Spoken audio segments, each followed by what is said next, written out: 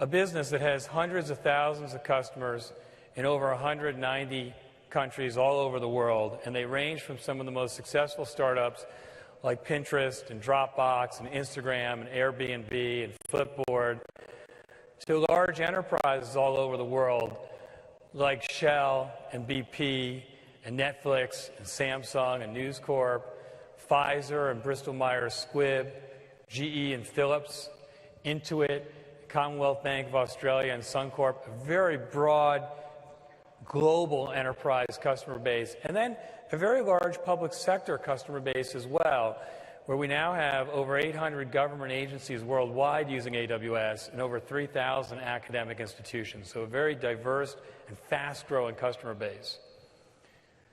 From the very beginning of AWS, when we first started working on it, we always believed that building and partnering with a vibrant ecosystem was going to be critical for our customers and therefore our business. And that's what we've done here over the last 8 years. We have thousands of systems integrators who have built practices on top of AWS to help companies figure out how to move to the cloud and in a logical sequence. And they range from very large systems integrators like Accenture and Cognizant and Capgemini and Booz Allen and Wipro and Infosys, to born-in-the-cloud systems integrators who are doing a lot of substantial work for enterprises like Second Watch. And then we also have thousands of independent software vendors, or ISVs, who have either taken their existing software and made it work on top of the AWS technology infrastructure platform, or have built altogether new businesses and SaaS businesses on top of our platform. And again, we always thought this would be really important because we knew that customers would want to run the software that they had been used to running just on top of our technology infrastructure platform.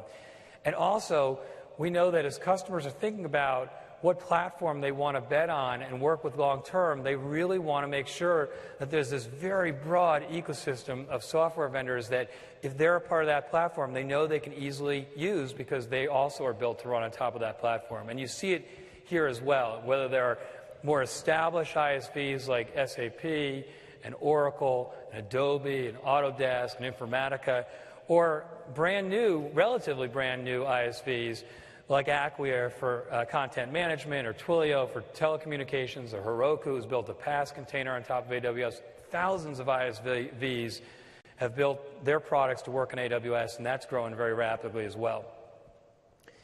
This is the most recent Gartner Magic Quadrant for the Infrastructure as a Service segment. And you can see that AWS is in that top right corner, and the other 14 companies are clustered somewhere in the middle. And their estimate is that AWS has more than 5 times the compute capacity deployed than the other 14 providers combined. So we have a significant leadership position, and we're growing really rapidly. We're going through a shift in technology that is unlike any other in our lifetime, and it's happening at a startling pace, way faster than anybody anticipated. And you can see a few quotes here. Here are some Gartner quotes. Enterprise customers are skipping the years of early getting their feet wet and immediately jumping in with more significant projects with more ambitious goals. Or increasingly, organizations are asking what can't go to the cloud rather than what can. Or, as 2014 dawns, we're moving into an era of truly mainstream adoption of cloud. So the question that lots of people ask us is, why are people moving so fast to the cloud and to AWS? What's driving it? And we think there are a few factors that we'll explain in a little bit more detail. Probably the number one factor in companies moving to the cloud now is the agility they get. So why does agility matter? What's the big deal about it? Well, if you look at some of the industries that have been completely disrupted by brand new companies who've largely built on top of the cloud over the last few years, you get a pretty good idea. Look at what Airbnb has done in the hotel space, or Spotify has done in the music space, or Dropbox in the consumer storage space, or Instagram in the photo space. Those were long-standing industries with long-standing leaders that were completely disrupted by these companies that started from a standing start. And so what it means is that enterprises and businesses can't afford to be slow. Yet, if you go and you talk to an engineering manager at an enterprise or an engineer, and you ask, how long does it take for you to get a new server to try an experiment or to put something in Integ, the answers we get when we ask that question range from 6 to 25 weeks, and typically they're 10 to 18 weeks. So if you think about that, it's maddening. If you're an engineer, you're not going to bother spending time trying to invent because it takes so darn long to get a server. And God forbid your experiment's successful, how are you going to get all those other servers to actually roll it out? And anybody that does a lot of invention will tell you that the two most important things are, number one, you have to be able to try a lot of experiments. And number two, if those experiments fail, and many of them should fail if you're really pushing the envelope, you don't want to have to live with the collateral damage of failed experiments. In the cloud, that world is radically different. You can spin up thousands of instances or servers in minutes, and then if your experiments don't work, you can either give them back to us and stop paying for them, or you can reuse them for other experiments. It's a very different model than what's existed the last several decades. And what it means is it allows you to move into a different world. So now that you're in a world and a reality where your employees know that there's a possibility they may be able to deploy more quickly using the cloud, all of a sudden you get a movement from learned helplessness to actually getting some shower cycles from your employees as they think about how to improve the customer experience. And it also allows you to take that innovation and that group of people thinking of new ideas from just a small group, typically at the senior levels, who have some visibility into how they might ever be able to deploy. And with the cloud, all of a sudden, everybody is incented all over your organization to think of new ways to improve your customer experience. As we have been building this business over the last several years, one of the questions that we get asked a lot is, what happens to my IT team with the cloud? And of course, the IT team doesn't go away. It just works on more value-added activities on top of the infrastructure instead of the undifferentiated heavy lifting of this racking and stacking. But a question that we don't get asked as much, which I think is an even more important question, is how do we as businesses empower and incent more of our employees all over the company to be inventing on behalf of our customers? The cloud unleashes all of that innovation. It's great for customers, it's great for companies, it's great for business. It's a win across the board. So the second reason that we see people moving to the cloud so quickly is the very broad functionality that exists in AWS. And so whether you're building an altogether new business or new application, or you want to find a way to move large swaths of applications or all of your applications over a couple-year period to the cloud, you need very broad functionality to make that happen and to be able to do it in a coherent fashion. And that's what we've been building here with AWS over the last 8 years. We have a very broad, robust technology infrastructure platform that we've been iterating quickly on and that has a lot more functionality than you'll find anywhere else. So I'll just give you, a little bit of detail about it. So at the lowest level of our platform, you have the infrastructure pieces. The way to think about regions in AWS is a region is a physical place in the world where we have multiple data centers or availability zones. So we have regions, we have availability zones, and then we have points of presence or POPs for our content distribution network, CloudFront. And then we have a number of building block infrastructure services in compute, storage, and database categories. So for compute, we have Amazon Elastic Compute Cloud, or EC2, which most people know about. We have the ability to use load balancing with that, called Elastic Load Balancers, or ELB, and to auto-scale, so you can set triggers for when you automatically want to increase the number of instances or decrease the number of instances in your deployment. We have a number of storage services, including a very large object store called Amazon Simple Storage Service, or S3. We have a block store called Elastic Block Store that goes with our EC2 computing service. We have a backup and archival service called Amazon Glacier, which we launched about 1.5 years ago, that charges about $0.01 per gigabyte per month. And then we have a number of database services. We have a relational database service called Amazon RDS that comes in flavors of MySQL and Postgres and Oracle and SQL Server. And then we have a very high throughput, very low latency and fast NoSQL database service called Amazon DynamoDB that we launched a couple of years ago. And then we have a caching service called ElastiCache. Then we have a number of networking capabilities on top of these services that you can use. So we have something called Amazon VPC, or Virtual Private Cloud, that effectively allows you to cordon off a portion of our network and deploy resources into them. And then you can set up subnets, and some subnets can be addressed exclusively through IP addresses that you bring to bear. Some subnets can be set up to be accessible through the internet. And then it connects to your own data center topology through VPN. So most of our enterprise customers are using VPC. And then we have something called Direct Connect, which is a private connection between your data centers and AWS. And then we have a DNS service called Route 53. Then we have a whole number of analytics services that we've been building over the last few years as more and more customers have told us that they want to use the cloud and the advantages of the cloud, how easy and inexpensive it is relatively to do more and more analytics. So we have something called Elastic MapReduce, or EMR, which is really Hadoop on top of EC2. We have something called Amazon Redshift, which is our data warehouse service we launched a year ago, which is the fastest growing service in the history of AWS. We have a new service that we announced and launched at Amazon reInvent this past November called Amazon Kinesis, which is a new platform for real-time processing of streaming data.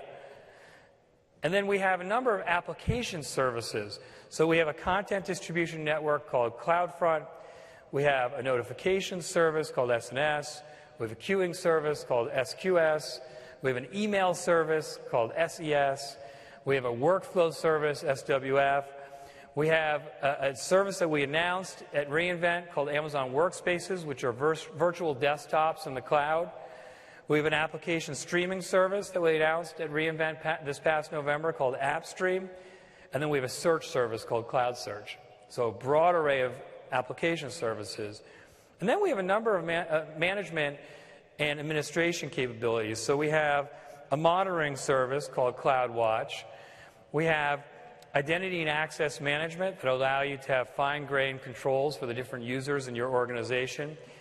And then whether you want to work at the API level, the command line level, or with a web GUI with our AWS Management Console, we have all of those options available for you.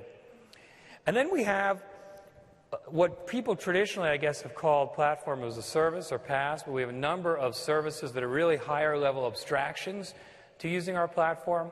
So we have a container service called Elastic Beanstalk, which comes in a half dozen languages, which is really a drop-in container. You upload the file, it automatically spins up the instances, sets up the load balancing and the auto-scaling and the monitoring, so very little work for you. Then we have something called OpsWorks, which is a DevOps tool that allows you to do pretty broad and expansive orchestration of your environments. And then we have something called CloudFormation, which are really like templates or recipes of stacks that you build and that are easy to both stamp out and then deploy. So a number of these services at this PaaS layer. And then we have a very broad ecosystem. I talked a little bit earlier about our systems integrators and ISV partners. We also have something called the AWS Marketplace that we launched about 2 years ago. This is a place where our ISV partners are able to offer their software already configured to run on EC2 so that you could actually easily deploy those either in one click or you can do it on your own at your own pace. This is a very fast-growing area for us as well. We have 25 product categories, over 1,400 product listings, and it's grown about 90% very quickly. And then we've built a number of people-oriented capabilities in the last few years as our customers have asked us to do so. So we have a premium support function that allows you to have one-on-one technical account managers. We have professional services where we have a team that comes into your company and helps you think through how to move to the cloud and which applications are best suited to move in what order. And then we train tens of thousands of customers all over the world and also provide certification exams and badges for them.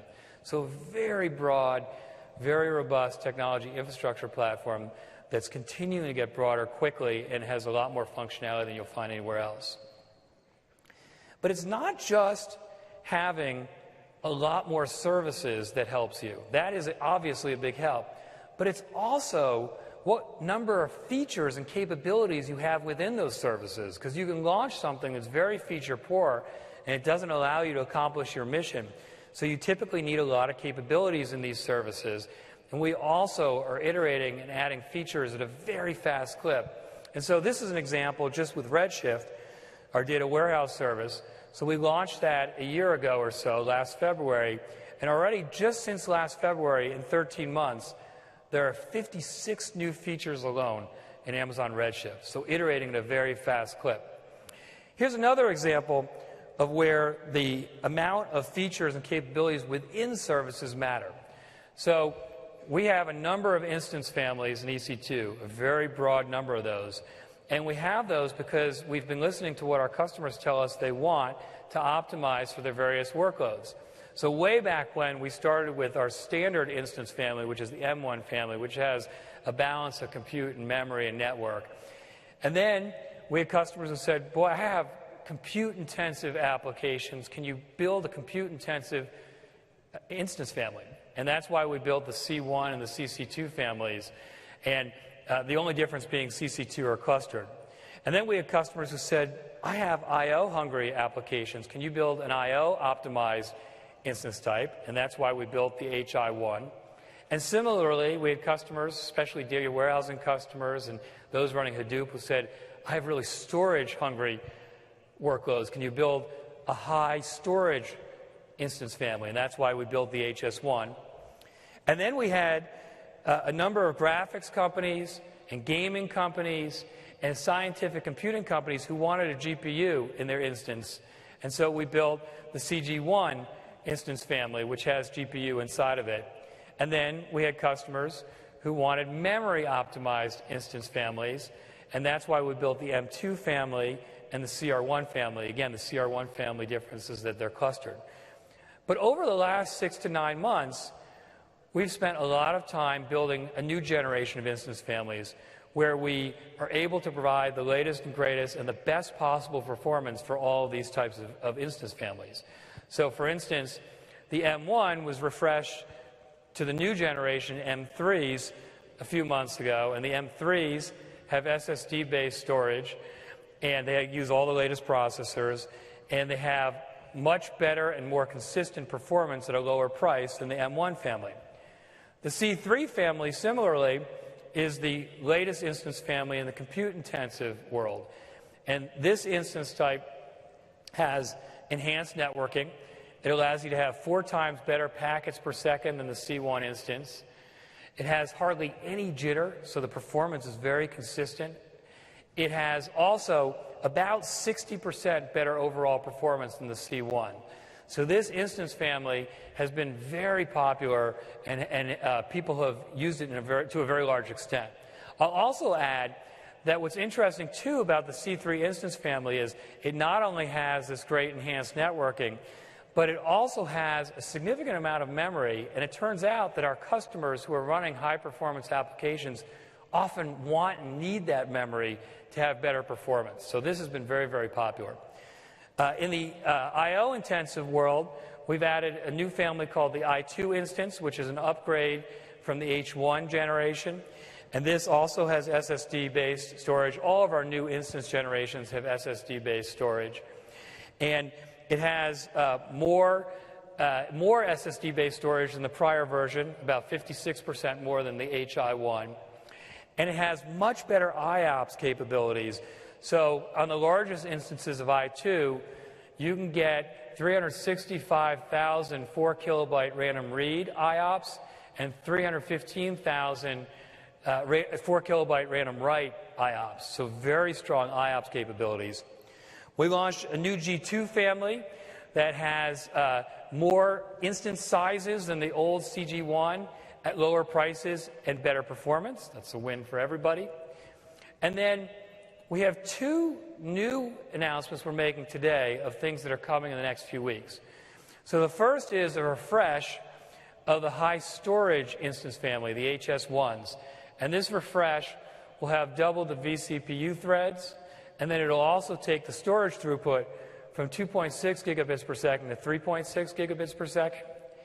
And then we're also announcing we're going to launch a new storage optimized family called the R3, memory optimized family called the R3. And this will be the best place to run memory optimized workloads in AWS. And so this will have SSD-based storage like all the new instance families. It will have an 8-to-1 ratio of memory to CPU. You'll be able to get up to 244 gigabytes of RAM. And it'll have about a third better performance than the M2s did. So the R3s will be significantly better than the M2s in performance. And then it has all the same great enhanced networking on the R3 side that the C3s have and that people like so much. And these are coming in the coming weeks. And so we've taken all these instance families and then we've connected them to our world-class network. So when we started AWS about 8 years ago, we had a very strong network because we needed that to grow Amazon, the very large retail business, the first 10 years or so we were in business. But as you can imagine, with the explosive growth of AWS and becoming the largest cloud computing platform in the world, we have had to substantially build out and hone our network over the last 8 years. And we are relentless about working on our network and continuing to provide better and better performance. So with this world-class network, you get high packets per second, you get low jitter, you're able to get a dedicated connection, both network connection and bandwidth, from EC2 instances to optimized EBS instances. You have various virtual network interfaces, very high throughput, low latency network, and then you're also able to designate having instances close together proximity-wise for even better inter-instance network latency. So having this type of platform breadth involves having a large number of services, a lot of features within those services, but it also involves having a very broad geographic footprint. Most companies these days have end users all over the world. And in fact, most startups launch with end users all over the world. And as such, companies don't want to have to settle for what was the case in the old days, which was it was too hard and too expensive and too unreliable to try and find infrastructure providers in other countries that were closer to your end users. So they pretty much served everything out of one location in the world. That doesn't have to exist anymore because of the very broad footprint of regions that AWS has. So we have 10 regions at this point. We have regions on the East Coast of the United States, on the West Coast of the United States, in Europe, in Singapore, in Tokyo, in Sydney, in Brazil, in China, and we also have a region called GovCloud, which is a government-only region for ITAR compliance workloads. So now, in this world, when you think about having platform breadth, it means that you can actually deploy your application in any of our 10 regions in minutes, and it allows you to have better latency and a better customer experience for your end users all over the world. So when you look at this combination, when you can spin up thousands of servers or instances in minutes, and you can draw from all of these services and all of these features within these services and be in all of the regions that AWS provides, what it means is that you not only can get from having an idea to market or deployment in the shortest possible time, but it also means that you can move most or all of your workloads to that cloud provider in a relatively short period and enjoy all the benefits you get in the cloud. So I thought I would give you a few examples of how some customers are using this functionality to get a sense of things that before were either not possible or really difficult to do that are now much simpler given the platform breadth that AWS has. So let's start with Supercell, which is a gaming company, a very successful gaming company that has about 100 employees, but a very large number of users, 8.5 million daily users just in iOS alone. And they have several hit games from Heyday to Clash of Clans. And if you think about what gaming companies care about, they are constantly trying to analyze and measure what their users are doing so they can make the user experience better and also so they can monetize better. And so Supercell with Clash of Clans is using AWS. And what they do is they take all of the customer data, all the taps, all the clicks, everything customers are doing, and they stream those into Amazon Kinesis, which is our new platform for real-time processing of streaming data. And then once they have them in Kinesis, what they do is they have a whole set of processing applications built on top of EC2 that is analyzing that data and running various processing jobs on them. And then after doing so, they take that data, and some of that data they bring to an internal dashboard or visualization at headquarters so that everybody at the company can visualize and see some of the hot trends that are happening in the game. But they also take all that data and they put it in our storage service, S3, for further analysis. And then what they do is they use our data warehouse service, Amazon Redshift, to do all that deep querying and analysis that they want to do on what their users are doing and how they want to feed that back into the game. And their business intelligence users can use the same business intelligence tools they've been using for a long time because all the BI tools are integrated with Redshift.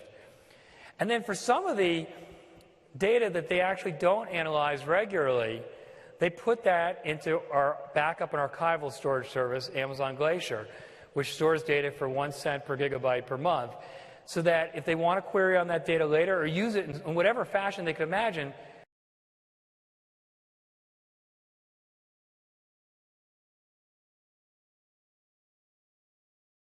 they can do so. And because it's so inexpensive to store it in Glacier, we find that companies like Supercell and lots of others are storing data that they regularly had to dispose of. So let's take another example. Let's take NASA. So NASA has been working with AWS for several years now, and NASA's had this Mars rover that's been taking pictures on Mars for a long time, and they would take those pictures and send them down to AWS, store them in S3, use EC2 to do a bunch of processing, and then send instructions back to the rover to move forward from there. But when they were actually having the Mars Curiosity land on Mars, not surprisingly, a lot of people wanted to watch it in real time. And so they decided to run and stream that live landing on top of AWS. And so what they did was they basically went to the AWS marketplace and they found an offering that was Flash Media Server, FMS, on top of EC2, and they decided that's what they would use to do the streaming. And then they set up a number of those FMS servers on top of EC2 behind elastic load balancers to make sure that they could handle the load across different regions and AZs.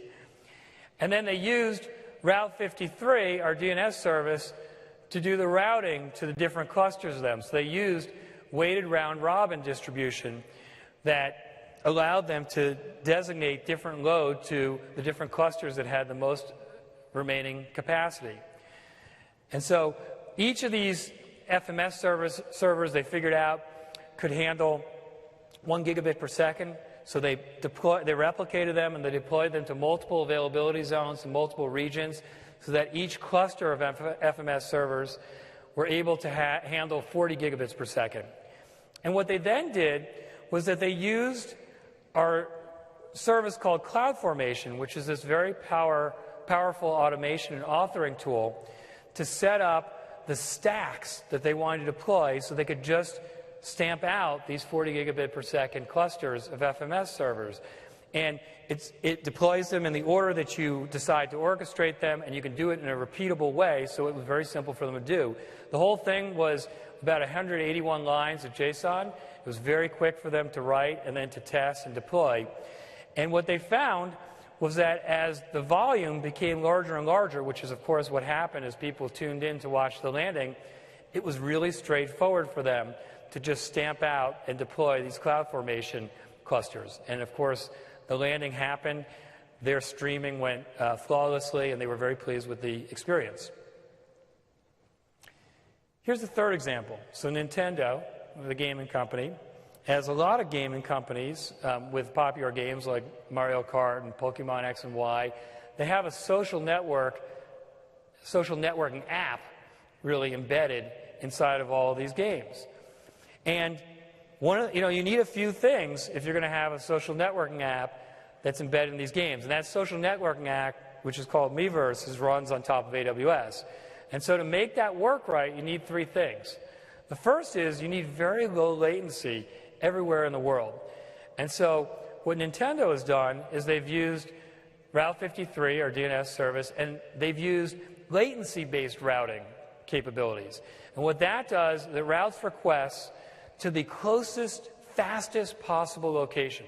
So it doesn't always take the region or the POP that's closest to where the request comes from, because it also considers the internet traffic and what's happening across different connections during the day. So it takes the fastest possible location to route those requests to. The second thing you need, apart from low latency, is you typically want to do a lot of analysis on top of what's happening and what the social networking activity is within the game. And so you see that Nintendo uses Redshift, our data warehousing service, to do all of that analysis. And then the third thing you need is you need very high availability. And so what they've done is they've deployed in multiple regions and in multiple availability zones, and then they've connected, and they've deployed those in VPCs, in virtual private clouds, and then they've connected all of those instances through a private virtual network. And they're using a capability that we have in VPC called Elastic Network Interfaces. And what Elastic Network Interfaces allow you to do is decouple the instances themselves from the network configuration and topology, which means that if there's any kind of hardware or software failure, you're able to swap things in without missing a beat. So these are three very good different examples of where companies are using the very broad breadth and capabilities of the AWS platform to do things that either were impossible before or would have taken so much effort and energy that doesn't differentiate their experience. And when you look at some of the services that these three examples are using, Amazon Kinesis, Amazon Redshift, Amazon Glacier, Route 53, weighted round-robin distribution, latency-based distribution, cloud formation, AWS Marketplace, Elastic Network Interfaces. When you look at all those capabilities, they don't exist anywhere else. So having that very broad platform breadth is very important to customers and allows them to move more quickly. So people are moving really quickly to the cloud because it provides them better agility and because there's all of this breadth that not only provides them agility but also lets them move all of their workloads in a coherent, quick fashion. But a third reason they're moving so quickly to the cloud is that you get continual evolution, innovation, and iteration in the cloud versus what you might do on-premise. I think if you talk to the AWS team and ask them collectively what they were most proud of other than the security and the operational performance the first 8 years, it would be the pace of innovation. And if you look at, say, 2011, we launched what we considered 82 significant services and features. In 2012, that number was 159. In 2013, last year, that number was 280. And this year, year to date, we're ahead of last year's pace. So the pace of innovation at AWS is accelerating. But also, if you think about trying to manage an infrastructure on premises, it's a lot of heavy lifting. You have to build out all of those services yourself. You have to hire all the resources and the right types of people who know how to do that. You have to manage it. And typically, it's expensive and it's slow. Now, if you compare that to what you get in the cloud, you get all of this for free. So if you look at the right side of that slide, you can see that this is just the features that launched in the week of March 3rd, 2014. All of these came without anybody having to build anything themselves. And it came overnight, and people wake up in the mornings, and they have new capabilities they can take advantage of, some of which just automatically happen in the service, and you just get the benefits of whatever we improve, some of which are there for customers to decide how and when they want to deploy. But this is a very different world than having to maintain all this stuff yourself on premise. And I'll give you another example of this that illustrates it. This is DynamoDB, which is our very fast, high throughput, low latency, NoSQL service. And we launched this about 2 years ago. This is one of the fastest growing services we've ever put out. And right from the get-go, it had internet scale throughput and very consistent performance on the I/O side. But not surprisingly, we added a lot of capabilities as you guys told us what mattered. So we added global and local secondary indexes to improve the query flexibility, and that was a really big deal for our customers. And then we added item-level access control that allows you to put an access control policy for an item in a table. And then throughout the year, we add all of these other capabilities that, again, you just get for free to use however you want, ranging from parallel scan and batch writes and a geospatial indexing library and a number of testing tools that you can operate locally and availability in GovCloud and price decreases. All of this just happens and evolves for you when you're using a platform like AWS. You see it not only with iterating on existing services that we put out, but you also see AWS continuing to innovate on altogether new services that didn't exist before. So I'll give you a couple examples. This is a service that we launched at reInvent this past November called AppStream. And the problem we were trying to solve was that with the explosion of mobile devices and mobile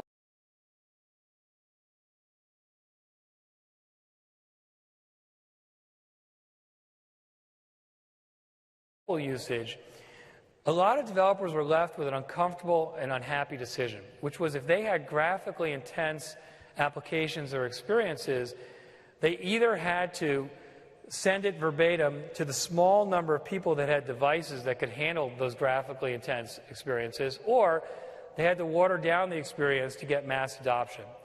And our customers asked us if there was a way for us to try and solve that issue. And that's what we do with AppStream, which is an application streaming service that allows you to stream either entire applications or components of applications that are graphically intense. And then we've built our own protocol here that recognizes what the network connection is and what the device is and adjusts on the fly. And you can see these are 3 examples of customers running on top of AppStream. These are all running on top of AppStream as we speak. And I'll give you a couple. EVE Online is a very popular, massive multiplayer game that has 500,000 simultaneous players. And one of the things they do is they allow their users to create their own avatars. But to create their own avatars and to do it in a way that's really appealing to users is graphically intense. So they run the EVE Online avatar creator on top of AppStream. And it drives more engagement for their users, and they tend to stay more if they actually feel some more personal connection to who their being is in this world, in this new world. True Golf is another good example. So True Golf is the leading golf swing simulator in the world. And typically, if you want to use one of these, you have to buy a very expensive, typically about $10,000, simulator, swing simulator. And because they're so expensive, most normal human beings don't have them in their homes or where they want to use them. You have to go to a golf shop or a golf store. And so what True Golf wanted to do, they faced the same dilemma I was talking about earlier, which was they wanted to reach a lot more people with their software. And so they use AppStream to stream that swing simulator. And so now all you have to do is buy an inexpensive swing sensor, and then they're running through AppStream the swing simulator. It streams down to their tablet, and you can either look at it on the tablet or you can then connect it to your big screen and see it there. So it completely changes who they can reach. Here's another example of a brand new service that we launched at reInvent, which is Amazon Workspaces. And this was another problem we were trying to solve on behalf of our customers. So anybody that's managed desktops on-premise knows that it's tricky and it's a little bit stressful, both because it's hard to manage and because the security concerns of having it so distributed are hard to deal with. And that's why you saw the rise of the VDI space, because the promise of having centrally managed desktops were very attractive from a manageability and security perspective. But the problem was that these VDI solutions forced you as customers to manage all the hardware, manage all the software, manage all the data center and the infrastructure pieces, it was very expensive, and the performance was flaky. And so over the last couple years, I would say unaided, this was the request we got most frequently from companies. Could you please, please, please do something in the desktop space the way you have for the other AWS services and platform you've built? And so that's why we built and launched Amazon Workspaces. And it gives you those benefits of central management and security, but you don't have to manage the hardware. You don't have to manage the software. You don't have to manage the infrastructure or the data center piece. The performance is really strong and consistent, and it's half the price of what the typical VDI solutions are out there offer. Now, we announced this in limited preview at reInvent in November, and over the last few months, we've had over 10,000 customers sign up for the limited preview, and many have used and given us great feedback that we've been able to build back into the product. And I'm excited to announce that today we're making Workspaces available for everybody. And with that, I would like to bring up to give you a quick demo the General Manager of Amazon Workspaces, Gene Farrell.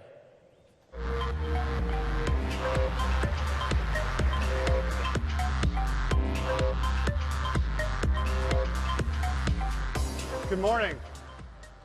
So as Andy talked about, at reInvent we announced a preview of Amazon Workspaces, and today we're making it available to all of our customers. Now, for those of you that aren't super familiar, Amazon Workspaces is our virtual cloud desktop that's designed to allow users to connect their workspace to an on-premise Active Directory and give them access to their apps, documents, and other resources from the device of their choice, including PCs, Macs, Android tablets, including Kindle, and the iPad. Today what we'd like to do is show you just how easy it is to provision, use, and manage Amazon Workspaces through the AWS console. So I'd like to introduce Paul Duffy, who's going to be assisting me with this presentation. Paul's our marketing manager on Workspaces. And why don't we start with provisioning. Paul? Thanks, Gene, and good morning. So we're going to start this demo off in the Workspaces Management Console. And you can see we've got a number of workspaces that are already provisioned. Each of these workspaces is a virtual machine that's dedicated to one of those end users that they can use to access, with the choice of their device, their applications, data, and other resources. To launch a new workspace is pretty simple. We'll start with the Launch Workspaces button. The first question we're asked is which directory do we want to use to select users from? Now, this is important because the directory that we're selecting here is an existing Active Directory that we've integrated with using a simple process with the Workspaces service. So this means we're going to pick users who already exist in a customer's Active Directory who will have those workspaces provisioned for them. So the end users can keep using their existing credentials. So the next thing we do is search for the users that we want to provide a workspace for. Andy sounded quite enthusiastic, so we'll give him a workspace and also add one for my colleague Deepak. So once we've searched for those users and added them, the next thing we get to do is choose the bundle that we assign to them. Now, a bundle is a collection of hardware and software resources. We have two families, standard and performance. Performance bundles gives more CPU, memory, and storage resources. And in each of these families, we also have a plus option that comes with more software pre-installed. You can choose to install software in your workspaces whenever you like, and this gives you the option of starting with a bit more software. As Andy's ultimately my boss, we'll give him a Performance Plus workspace, and Deepak can go with a standard one at $35 per workspace per month. We review this information, and then with one click, we start the provisioning process for those workspaces, which will take about 20 minutes to complete. So when your workspace is ready, the user will get an email with all the information they need to get started. The first step is to download the client of their choice from the link in the email, then install it on the device. Once it's installed, they'll need to register that workspace with their directory, and they'll do that through the registration code also included in the email. The final step is to then log into their workspace using that same familiar username and password they use to access their on-premise resources. Paul's now demonstrating that using a Mac. So, we've just connected to my desktop. As this is based on a Performance Plus bundle, we can see at the bottom of the screen that we already have some applications pre-installed, Microsoft Office in this case.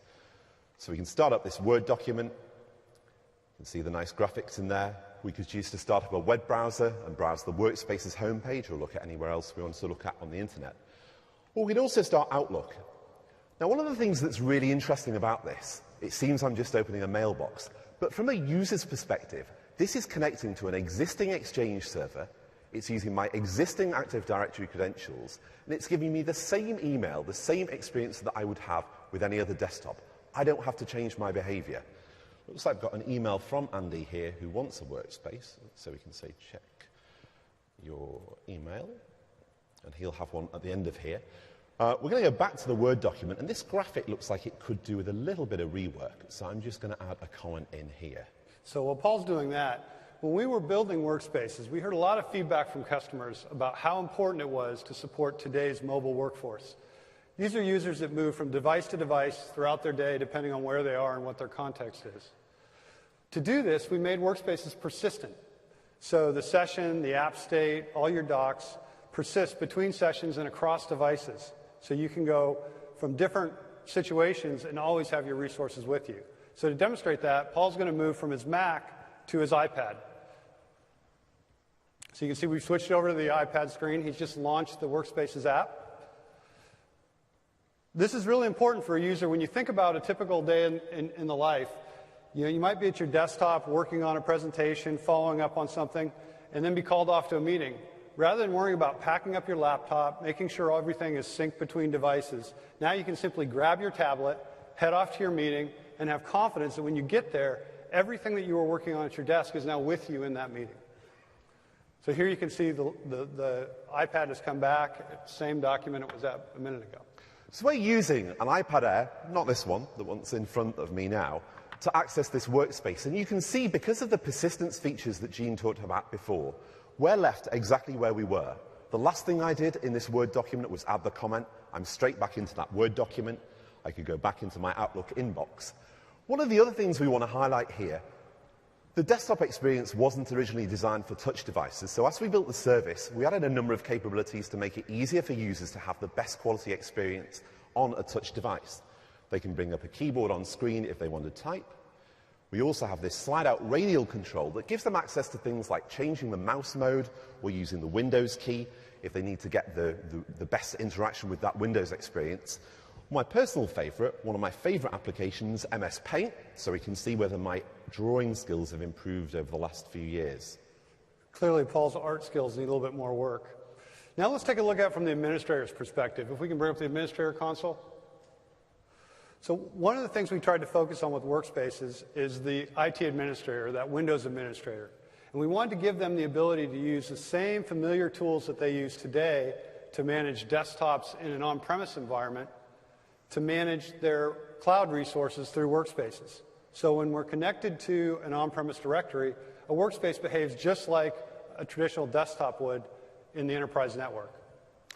So what we're seeing here, for those of you who aren't Windows administrators, is the Active Directory Users and Computers Management tool, and it's a standard Windows tool.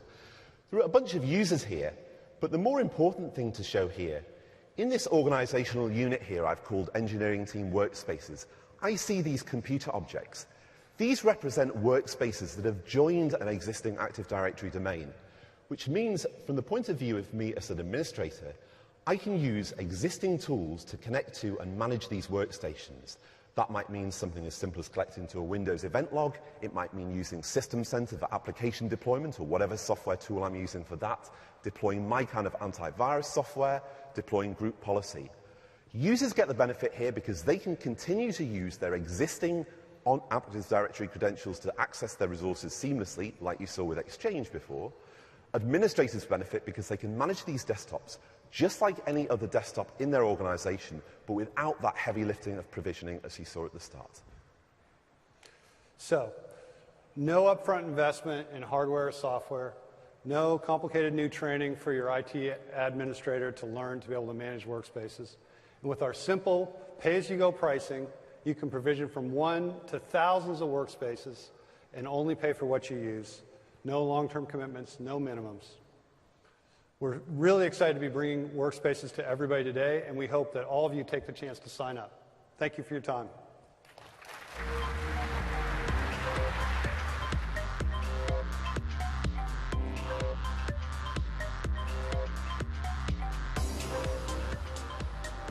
Thank you, Gene and Paul. We're very excited about workspaces, and our customers who've been in a limited preview are very excited as well. So we talked about the first three reasons why people are moving so quickly to the cloud: the improved agility, the very broad platform breadth and capabilities, and then the fact that your infrastructure platform is continuing to evolve with little effort from yourself. The fourth reason that people are moving so quickly to the cloud has to do with cost savings and cost flexibility. And so the first thing is you get to trade capital expense for variable expense. Instead of having to lay out all of that capital up front for servers or data centers before you know what the usage is going to be, instead you get to pay for as you consume it on a variable basis. So you get to turn CapEx to variable expense, and then that variable expense is lower than what most companies can do on their own. And that's because we take our very, very large scale that we've built in AWS and pass that to customers in the form of lower prices. And we've lowered our prices on 41 different occasions over the last half dozen years, largely in the absence of any competitive pressure to do so, because we know our customers want to continue to have lower and lower prices to operate their business and to do more. So you get to trade CapEx for variable expense, a lower variable expense than you can do on your own. The third thing is that there's a number of pricing models that give companies of all sizes and all situations flexibility. So if you just want to consume AWS by the hour, for instance, with EC2, come and go as you like, people use on-demand instances. For those with steady-state workloads who want to make a small commitment up front of some money up front in exchange for hourly prices that are 50 to 75% lower than what you get in on-demand, people use reserved instances. For those that actually have opportunistic workloads that can afford to be interrupted and where they want the lowest possible price, they often use our spot instances. And so what we've done with the spot instances is we take all of our excess capacity at any one moment and we make them available in a spot market. And customers bid a max price they're willing to pay to run that hour. And if they're over the market clearing price, then they get to run. And if they're not, they're not. So this is a way, if you have opportunistic workloads that can afford to be interrupted and get done over a period of time, to get even better savings. And what we find is that most of our large customers, for their steady-state workloads, they run reserved instances because they're saving so much on a per hourly basis. And then they fill in the rest of their workloads with either on-demand or spot, depending on whether or not those applications can afford to get done over a period of time and be interrupted. And then we have lots of opportunities that the more you spend, the more you save. So we have tiered pricing, we have volume discounts, and then for customers that are doing very large movements of their applications to AWS, we do custom pricing deals. And so I thought I would share with you our 40-second price reduction. This will be effective April 1st, and it's a few different services. First, on the S3 side, we're lowering our prices on average about 51%, and the pricing tiers will range from 36 to 50 to 65%, depending on the tier. And that'll be worldwide. On the EC2 side, we're lowering the price of a number of our instance families, so 38% for the M3 family, 30% for the C3 family, and then 10 to 40% across our previous generation of instances, M1s and M2s and C1s and CC2s. And these are the Linux prices, but there'll be comparable types of price decreases for Windows and other operating systems. And you'll see that for on-demand and for reserved instances, and again, across all the regions that we operate. Then our relational database service, RDS, we're reducing prices on average 28%, both single AZ and multi-AZ, across all the regions and across all the flavors of RDS, MySQL, Postgres, and Oracle. SQL Server will have comparable discounts as well. And then for our caching service, Elasticache, on average, the prices are declining 34%. And then our Elastic MapReduce service, we're lowering prices 27 to 61% on the instance. Almost all the instances are having their prices decreased, depending on the instance type. We're lowering them from 27 to 61%. We also are adding at this time support for additional instance types that you can run with the EMRs. So you'll have M3s, C3s, I2s, CR1s, and G2 instance types available to run with Elastic MapReduce. So for those who have been AWS customers for a long time, or those who follow the company for a long time, lowering prices is not new for us. It's something that we do on a regular basis, and whenever we can take cost out of our own cost structure, we will give them back to our customers in the form of lower prices. This is something we've done now 42 times over the last half dozen years, and I think you can and should expect us to continue to do this periodically as we can take cost out of our own cost structure.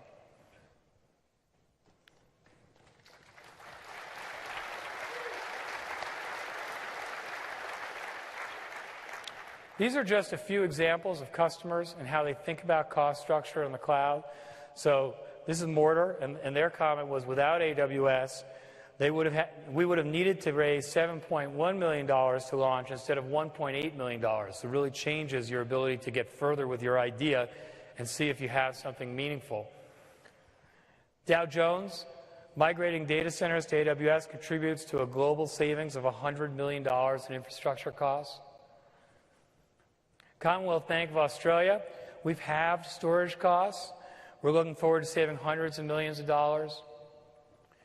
Or the U.S. Navy, which is moving a lot of workloads to AWS as we speak. And they said the move could save the Navy as much as 60% versus the cost of hosting or managing data in their own data centers. So very substantial cost savings in the cloud relative to doing it on-prem. And to give you an idea of how these four benefits that I mentioned and reasons that people are moving so fast to the cloud work for them, as well as how they think about their cost structure in the cloud, it's my pleasure to introduce the head of operations at Flipboard, Joey Parsons.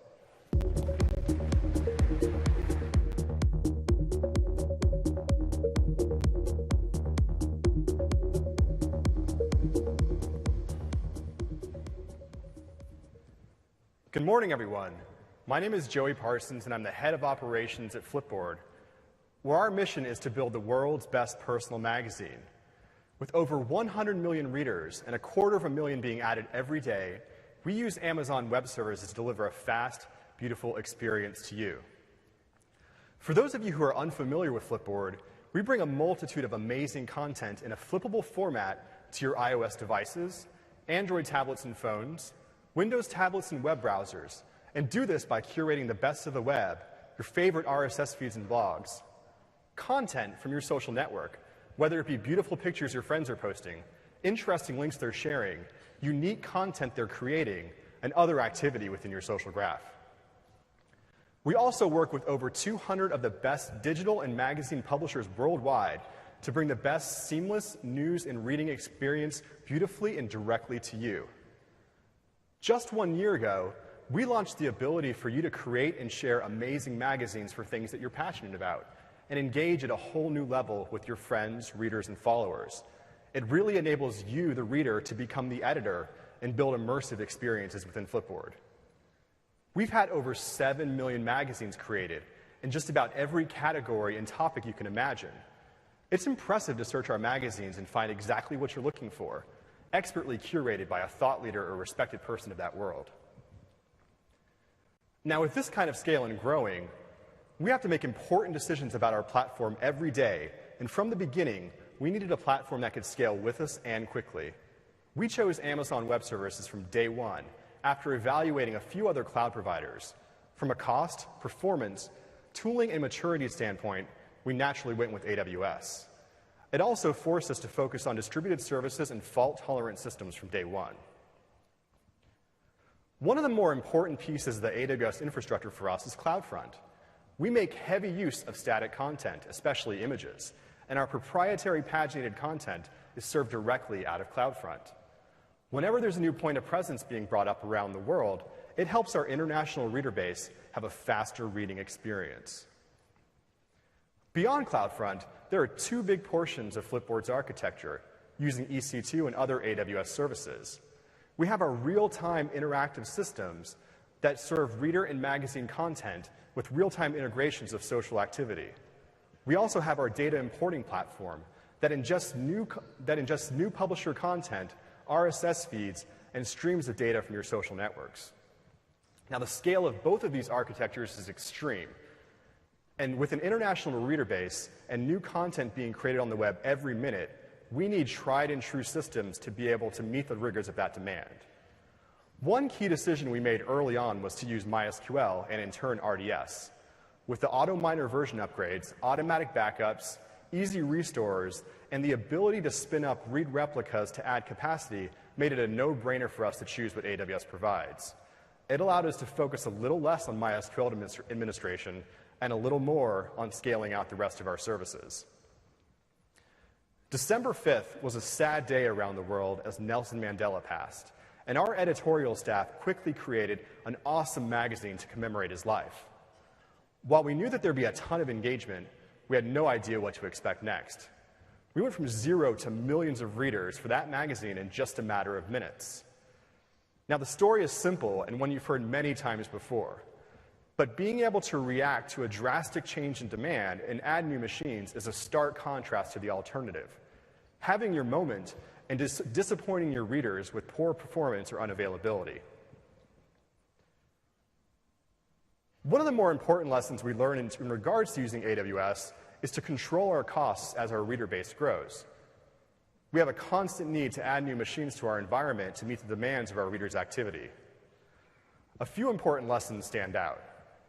We make heavy use of 3-year reserved instances to save greatly on costs. If you look at the general benefits, you're essentially getting an instance for 3 years at the cost of just 9 months. This graph shows, with the blue lines, our monthly active readership growing since inception. And the white line shows our cost per monthly active user during that same time frame. So while we've been able to increase our monthly active readership month over month, we've been able to considerably drop the cost per monthly active user from 20 cents to less than 1. Another way we've been able to save and perform better over time is through the frequent slashing of AWS pricing and whenever new instances get added into the fold. Whenever there's a price change, we evaluate the impact this has on our service and the assumptions that we made before. Maybe we used a medium when it might make more sense to use a large now of a different class type and perform even better. Whenever there's a new instance type, we'll take a service role of a similar instance type and deploy that new instance and see how it performs with a portion of our production traffic. If it holds up, is fast, and the pricing makes sense, we'll switch over an entire fleet of our service immediately and reap the benefits. The recently added C3 and M3 instances have done exactly that.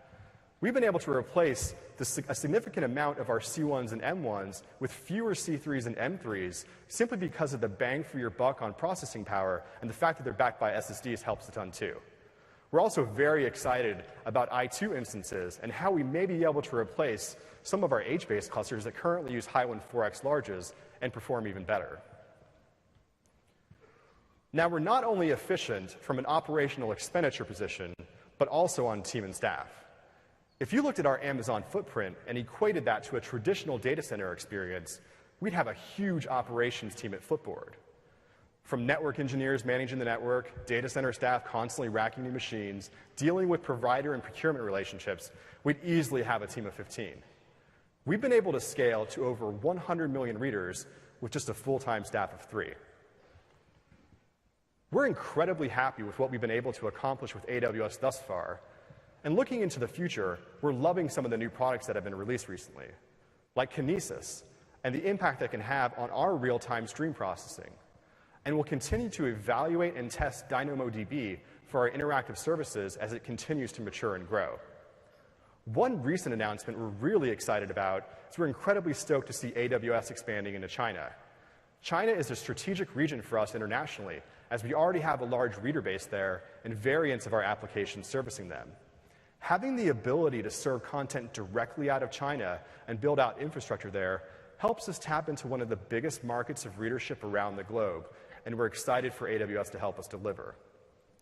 Most importantly, we continue to look forward to new instance types that help meet the needs of our demanding workloads and the constant incremental improvements that are being done to AWS that help continue the story of Flipboard readers having a fast, beautiful, and always available experience. Thank you.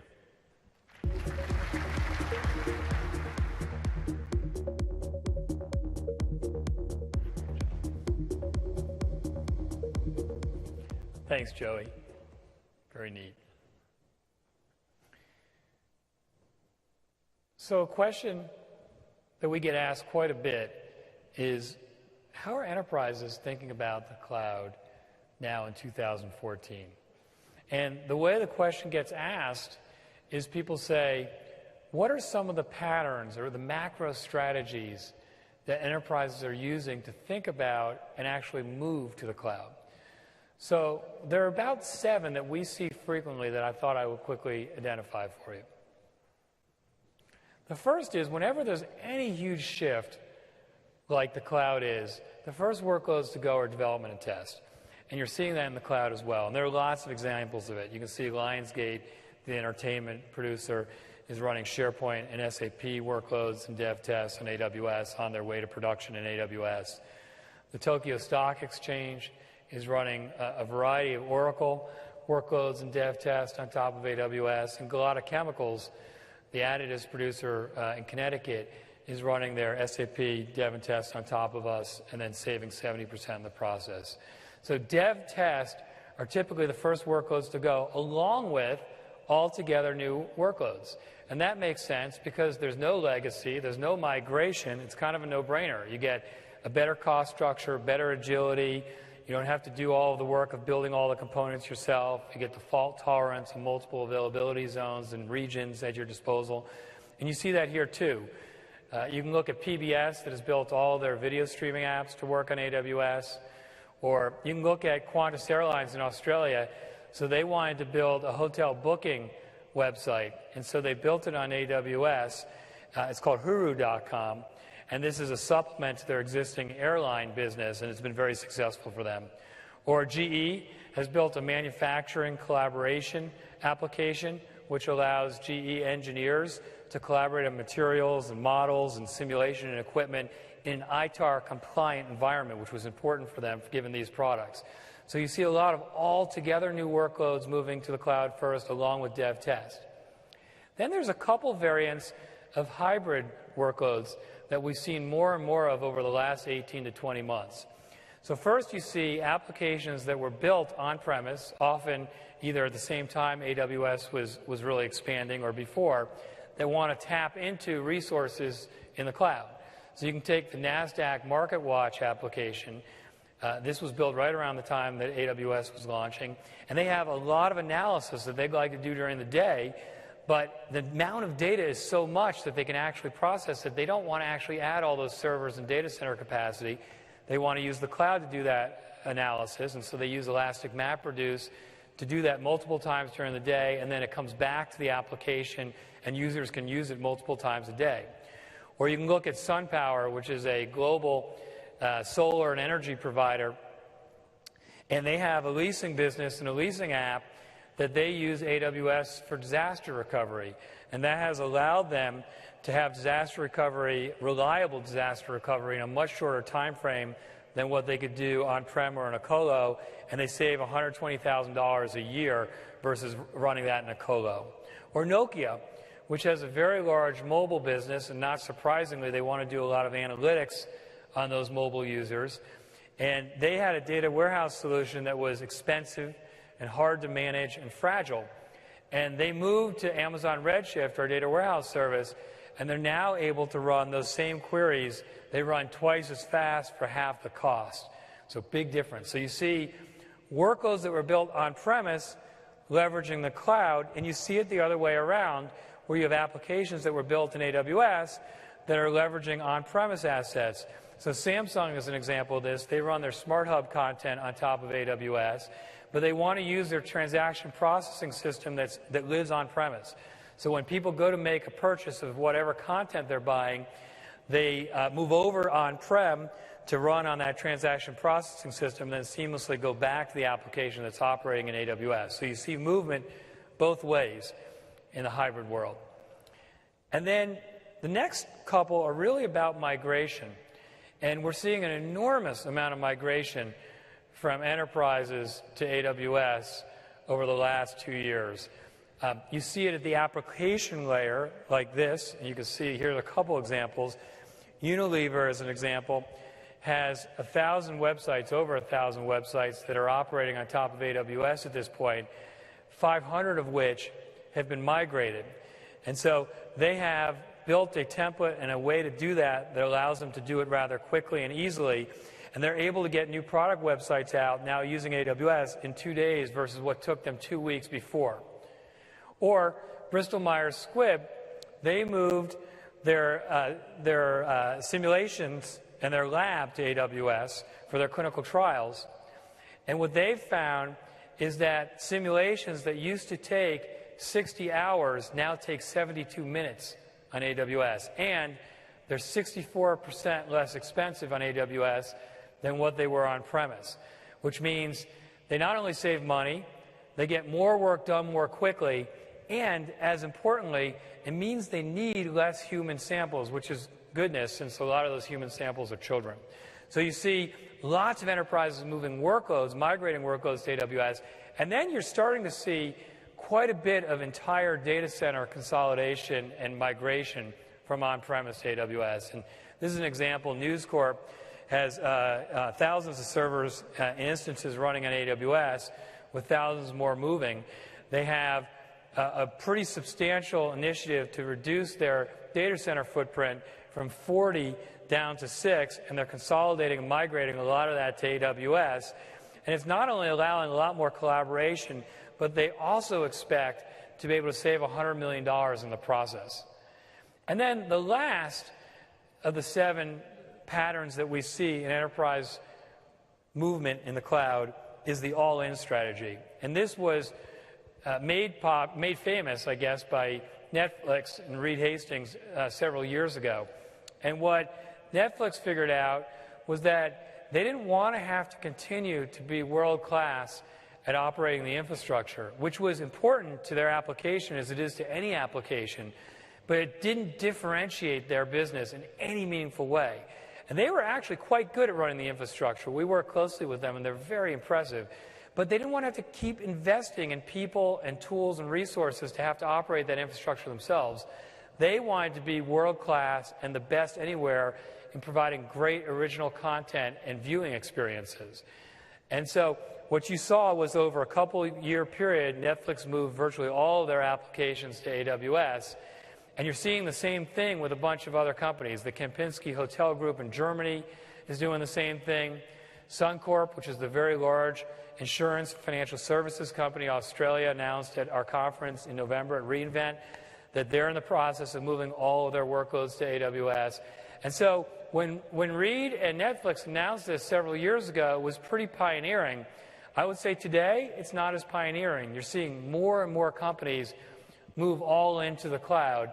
And if you do so, the advantages are you actually get to enjoy all the benefits of the cloud faster. You figure out how to operate in the cloud faster. You figure out how to build value where you can really differentiate your mission, your business faster. So you're seeing more and more of this.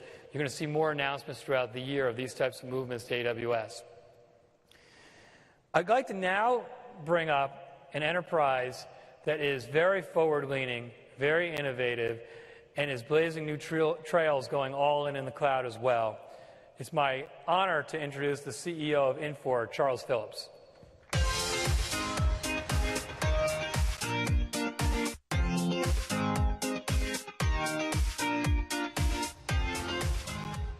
Good morning. I'm Charles Phillips, CEO of Infor, and we always like to start off with a quick little video intro.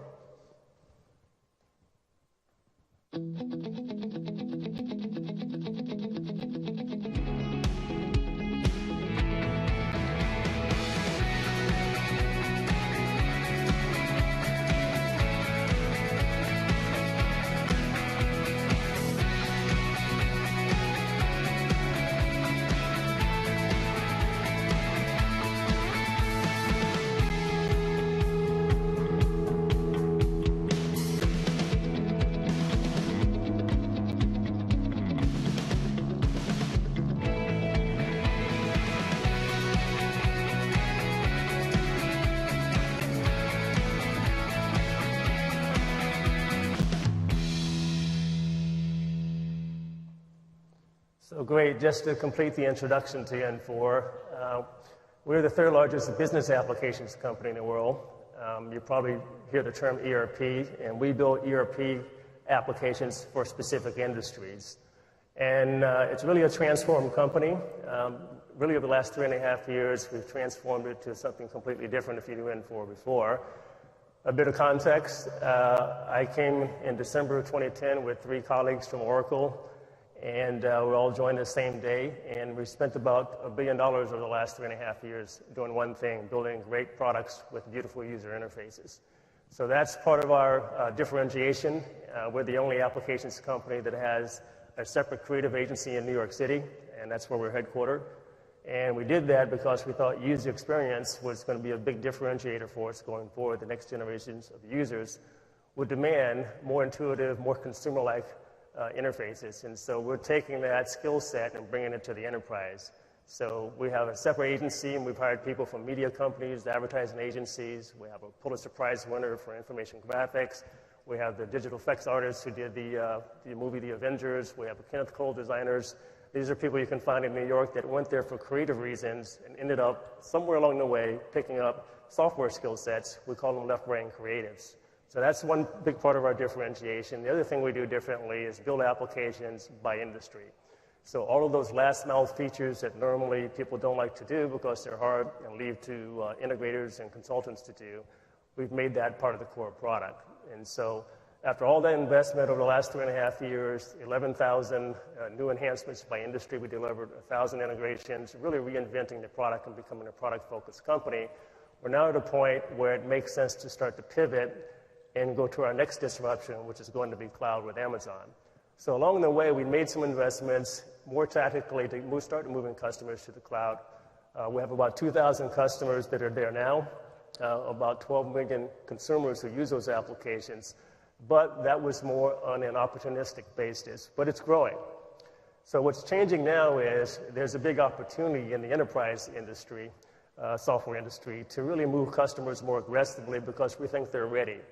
And what's changing is in the old days, they were more concerned about the public cloud not being secure. We had these conversations, long conversations with customers in our user groups about, I'm not ready because I'm in aerospace and defense, security is a big deal to us, or I'm in public sector. These are all big customers for us.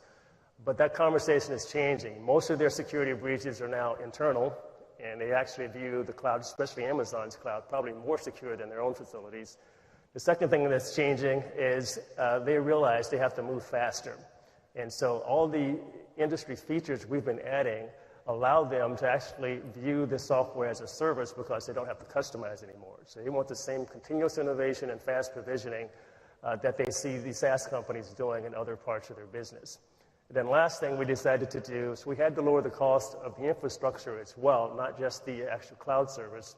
And so we went open source. So we spent a lot of time in the last 2 years moving to Postgres, JBoss, Linux. We're the first large ISV to have a completely open source stack we support. That's what we're going to run on Amazon as well. So as we looked at this, essentially we're almost a cloud startup because we're about to move our customers, 70,000 customers, pretty aggressively and say we could do whatever we want to do, which direction we want to go, who do we want to partner with. So we decided, number one, we don't want to build data centers. We're a bunch of entrepreneurs and basically owner-operators, and every dollar has to mean something for our shareholders. Do we want to build data centers and buy servers and start to spend our money that way? Not really. So we basically say a Cloud 2.0 company, you wouldn't build a data center. Friends don't let friends build data centers anymore. There's no reason to do that. And so we want to build great applications, not data centers. And so based on that opportunity that we see, our customers are sounding differently. They're saying, you know I said no 2 years ago. Let's talk about it. What's changing is in the enterprise, they started using services like Amazon, mostly for dev and testing, custom applications, things that they thought were kind of low risk. And then they migrated on to what we call edge applications, things that aren't mission critical, but around the edges. So HCM applications, we have a couple thousand customers, a broad HCM suite. CRM, we have marketing applications. So that got more comfortable with that. But the core ERP for things like financials and manufacturing, that's largely still on premise. But people are asking the question now, should we start to move this? It hasn't been available. Most of the companies that provide these applications are still largely on premise, and they prefer it that way. We're private. If there's an opportunity to actually disrupt the market and make a shift, we can actually afford to do that.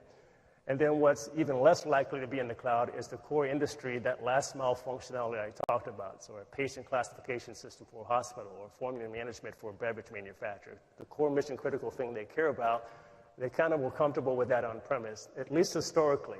So what's changing is they're now saying, if there's a way to move all of this at once, where it's all integrated, same user experience, and it's someone I trust who's been running these applications for me in the past, if they'll go to the cloud with me, I'll consider it.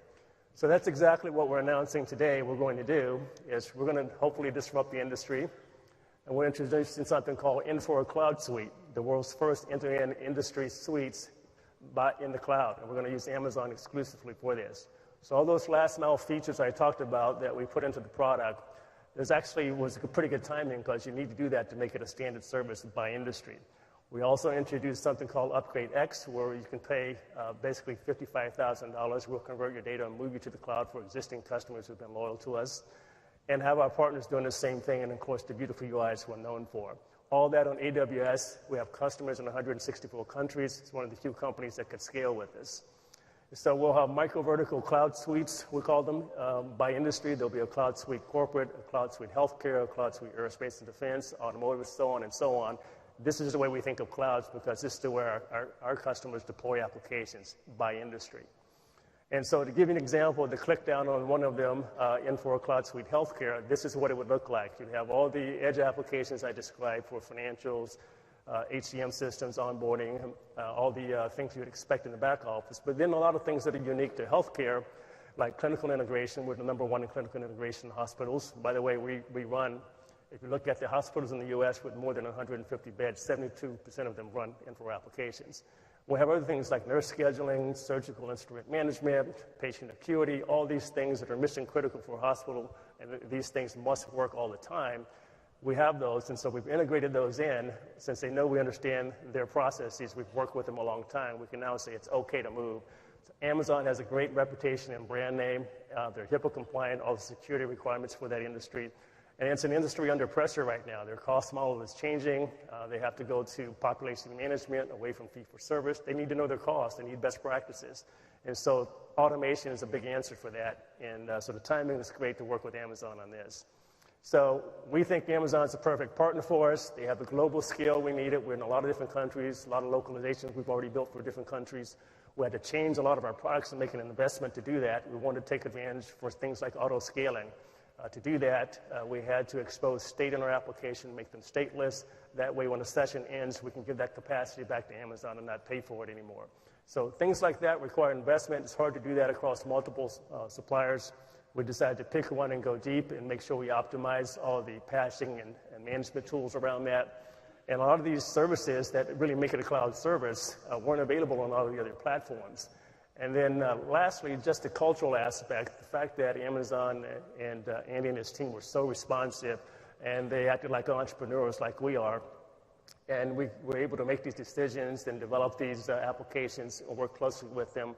And instead of sitting around waiting for meetings that took months with some of the other guys, this was happening in days and weeks. So we just knew we could work with them. And so a very responsive team and customer focus. And it's the only service provider we've ever worked with that actually called us to help us lower prices voluntarily. So we just like the breadth and the depth and the culture that they were leading us to and the innovation. So we're essentially going all in on AWS, moving our customers there. We're announcing this today. We'll be doing a series of webcasts and events around the world with customers. The same thing with our partners. We're changing the incentive compensation plans for our field organization and our partners to encourage them to move people to this platform. We think it's the right one for us, and it had so much more capacity than anybody else out there. So we're looking forward to being a great partner for AWS, and hopefully we'll be saying good things about us here next year. Thank you.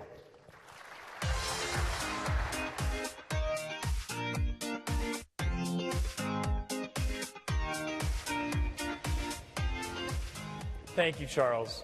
And that's my favorite line of the entire day, maybe the year so far, that friends don't let friends build data centers.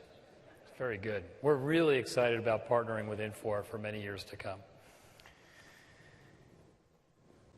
So this is an oldie but goodie topic about private clouds. And it's let's explore what's actually happening right now.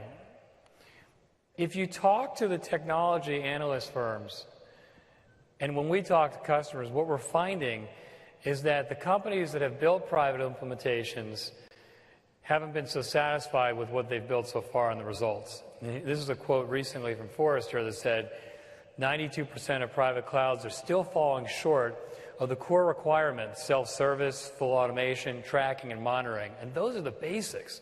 Those aren't anywhere near the capabilities we've been talking about all morning so far. And so what they're finding is that a lot of their customers who had built private clouds regret that they've done so and aren't getting the value they thought they would. And what they asked their customers and shared with us, and what we also talked to some of these same customers who are now approaching us, is we say, well, what do you think you need? What's important that you need that you think needs to be private? And the answers we get typically are that they need some kind of private network or private compute or private storage or private key management and governance. Those are the things that people think they want when they're looking for something private. And the good news is, and what often customers don't realize, is that you can get all of those things in AWS. So on the networking side, as we talked about earlier, you can use Amazon Virtual Private Cloud or VPC to have a software-defined network, and then you can use a private connection that doesn't run through the internet with Direct Connect from your data center directly to AWS. So you can get private networking via AWS. You can get private compute, so you can set up fine-grained access control groups through identity and access management. You set up effectively a parent account with a number of sub-accounts where you can give distinct permissions and privileges to various users in your organization that lets them perform different functions on different services at different times, very fine-grained controls. You can set up your VPC and your subnet in any fashion that you want, which gives you networking isolation with different rules applying to different groups, whether it's IP addresses that where subnets that you only allow to be addressed via IP addresses you bring to bear or not. And then there's some companies who want to be the only company on a particular box or server. And so we have a feature called dedicated instances that allow customers to do that. So you get private networking, you can get private compute, you can get private storage in AWS. So you can have encrypted S3 or encrypted EBS. A lot of our customers, our big enterprise customers, had extra sensitive assets that had very secret and sensitive crypto keys, where on-premise they were using these hardware security modules, or HSMs, that they wanted us to provide that capability so they can move them out of their own data centers. So we built a service called HSM that allows customers to use these tamper-proof HSMs for their most sensitive secrets. And then if you decide that you need a single-tenant EBS block storage capability, our third-party ecosystem, there are a number of providers who provide that, NetApp being the one that probably the most amount of people use and people have heard of most.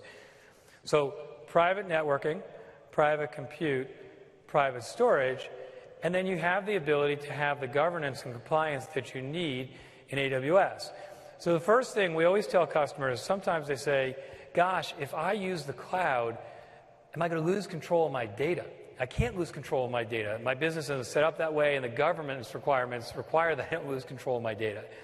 And what we always explain to customers or prospective customers is that they decide which region that data goes and sits in.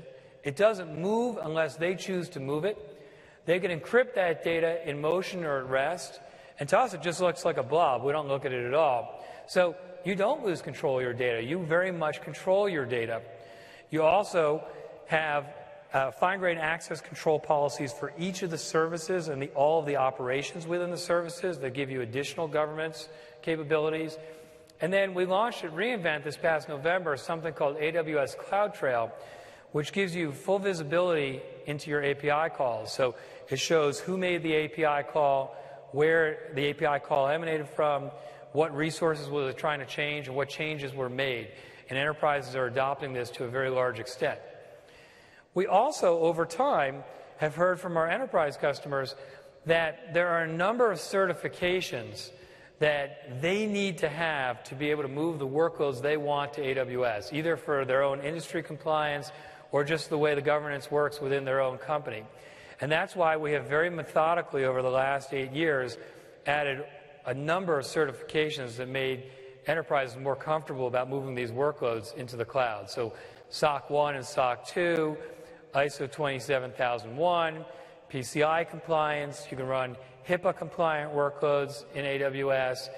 A lot of our entertainment customers wanted their most sensitive entertainment assets in AWS and wanted the Motion Picture Association of America's highest security accreditation, so we went out and got that.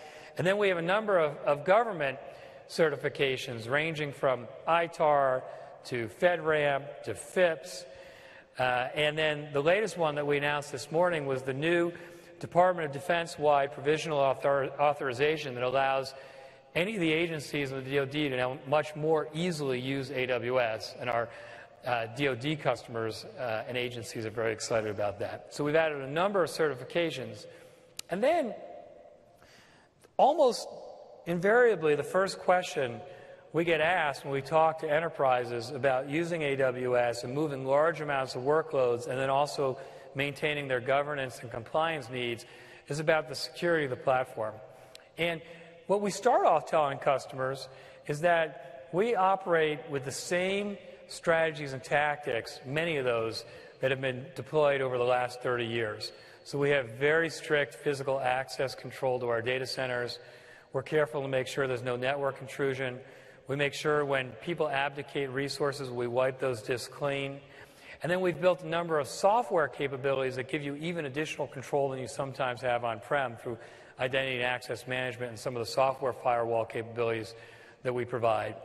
But what you also get when you use AWS, apart from a large and talented security team, typically larger than what most companies can build on their own, is that we have so many customers and so many enterprises and so many public sector agencies that are using AWS at this point and constantly giving us feedback and input. And we're then turning around and adding capabilities for our customers, which you get for free, just as part of the product, that by using the AWS platform, you get to enjoy all the benefits of those large other companies in the ecosystem that are making our product better and better and adding capabilities security-wise that you couldn't even do on-prem before. Similarly, we have such a large ecosystem of security ISVs. You know, these are the companies like Trend Micro and Symantec and Okta and Riverbed and SafeNet that are all building their products, both existing products and new products, to run on top of AWS. That it means as a customer, you not only get the benefits of all those enterprises improving our product, but you also get to know that all the security products you either use today or want to use in the future are going to be available to you to use easily in AWS because we have such a broad ecosystem that's building on top of the platform. So there's real network effects as you think about using the AWS platform, given the number of customers and partners that are building on top. So you have to ask yourself, when you think about this notion of whether you want to keep building on-prem versus using the cloud, which option is better? You know, on-prem, you're going to spend a large amount of money building a relatively frozen implementation and platform that has the functionality that looks a little bit more like circa 2010 AWS, and that's going to improve at a very expensive and slow rate versus being on something like AWS that has much broader functionality, is able to deploy a lot more people to keep iterating on your behalf, and that has the ability to continually evolve the infrastructure technology platform you're using overnight, every week, so that it gets better and better with the type of customers and ecosystem that keep making your technology infrastructure platform leading edge and more capable. I think it's a pretty compelling difference.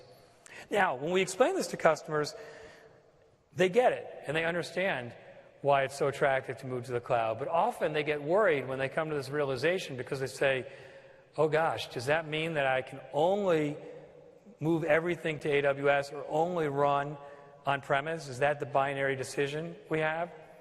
And what we explain is, no, it isn't a binary decision. We know that many enterprises have data center assets that they're not ready to retire yet. And what they really want is they want the opportunity to be able to more seamlessly run those on-premise data centers along with AWS. And so we've been working over the last couple of years, and will continue to do so, to make it easier and easier to integrate customers' own on-premise footprints with AWS. And that's where you see us building a bunch of those capabilities. So on the networking side, we talked about VPC and Direct Connect. You have access controls so that identities don't have to create all their own brand new set of identities in the cloud. They can use Active Directory or SAML 2.0 to use those identities in AWS. We have lots of integrated storage capabilities. An example would be our storage gateway that effectively is a virtual appliance that allows companies to store the hot objects on premise, and then all the rest of the data is asynchronously uploaded to AWS and stored in a format where if you want to spin up EC2 instances to do processing or compute on top of it, it's easy to do so. And then we're working with a number of our ecosystem partners to provide a single pane of glass so you can see your on-premise and AWS footprints in one screen. So we're continuing to invest substantially there. Just some final thoughts about Amazon. And one of the questions we get asked a lot when we talk to customers is, how should we think about partnering with Amazon? What's unique about Amazon? These are relationships that we hope to last a long time too. How should we think about that? And of the many characteristics that are unique about our culture and about our company, I would point out three of them that I think are different, but also summarize how we think about all of our businesses, especially AWS. The first thing is that in every business we're in, we are customer obsessed. Everything we do starts with you, with our customers, and works backwards from there. There's not a meeting we have where we don't ask, is the customer in this room? Are we representing the customer in this room? And I think that being customer focused is something that a lot of companies talk about, but very few really walk that walk. And I think if you look at the history of Amazon and AWS, you can see how closely we listen to customers and iterate on their behalf. Roughly 90-95% of our roadmap is driven by what you guys tell us matters. Fortunately, we have a lot of feedback loops to get that input from you and keep it coming. It's really what drives and reprioritizes our roadmap. The second thing is that we are inventors. There are lots of companies who choose to do innovation through acquisition, and that can be a very reasonable strategy. And there are lots of companies who are fast followers, or sometimes late followers, but they tend to be followers as opposed to inventors. And those are both successful strategies that have worked in the past. They're usually less successful in brand new, fast-moving, fluid, nascent spaces like the cloud, but they can be successful. They just happen not to be our strategy. We are a company that likes to pioneer and likes to invent, and we hire builders who want to invent the new normal, who want to look at certain customer experiences and instead of realizing a ceiling, say we can do it better and we can do more for customers. And by the way, whenever you pursue a new business and whenever you invent in a new business, you don't make one invention and then rest on that forevermore, because anything worthwhile will have lots of change in it and lots of other companies that want to participate in it, which means you have to keep inventing. We are a company that really likes that inventing. You can see our pioneering in lots of businesses. You can see it in AWS and our pioneering the cloud computing space and building the types of services and capabilities within those services we've built over the last few years. And you should expect that to continue. And then the third thing I would point out is that we are an extremely long-term oriented company. You will not ever see us do anything to optimize for a quarter. You won't see us have salespeople call you at the end of a quarter and offer you suddenly a great deal to make some quarter number. You won't see us try and squeeze you on licenses to make a number and to drive more profit. We're trying to build relationships with you and a business that outlasts all of us in this room. And that's the way we operate our business. And I think when you think about the types of companies that you want to partner with long term, you should think about, is this a company that I believe puts the customer first, will keep listening to me and inventing on my behalf, and then is trying to build a long-term relationship with me, because not all companies have that type of bias. And I'll close with a slide that I think illustrates those three characteristics, and it's a feature in our AWS business called Trusted Advisor. And Trusted Advisor is part of our premium support offering, And what it is we've got hundreds of automatic, programmatic checks that we do on your environment in AWS to make sure that you're getting the optimal type of performance and experience. So you may have ports open that you might not want open from a security perspective, and we'll tell you about those so you can make changes. And one of the segments in Trusted Advisor is that we look at all of the instances customers have, and we look at how many of them are idle, and we look at the ones that are being utilized in a low fashion. And what we do is we proactively reach out to you and say, hey, there are these number of instances that aren't being used at all, and these number of instances that are being utilized at a very low rate. You should spin those down and give them back to us and just stop paying for them. Now, I ask you, how many technology companies call up their customers and ask them to spend less money with them? Not that many. But it's the way that we operate in this business. We have that type of DNA where we're customer-focused and we want to have long-term relationships with our customers. And we don't want to earn money on resources that our customers aren't using. So we have sent out over 1 million of these alerts and notifications to customers with over $200 million of annualized revenue savings. And again, it's because we are trying to build a long-term business that lasts all of us. I want to thank you guys for listening. I hope you enjoy the rest of your day. Our goal is for you to emerge from the day knowing more about AWS than when you came. And so I hope you enjoy it. Thank you.